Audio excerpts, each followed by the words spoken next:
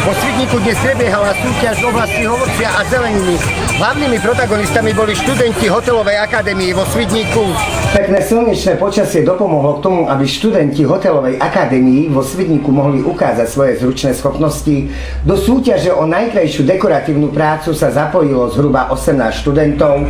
Študenti mali samostatnú voľbu dekorácií. Povinnou surovinou pre súťažiacich bol aj tento melón.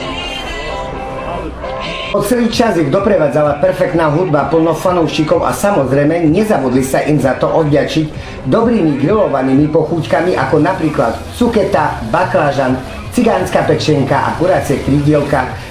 Môžete nám povedať, čo ste pripravili pre vašich degustátorov? Bravčovú brkovičku a kuracie krídielka, zeleníka. Ako býva zvykom, každá súťaž musí mať svojho víťaza. Ako dopadli tvoje očakávania? Som spokojný, veľmi som spokojný, že moja spokojnosť je až nad moje očakávania, lebo je to ešte lepšie, ako som si to predstavoval. Zo Svidníka pre televíziu Joj, Erik Hilar Lakatošovie.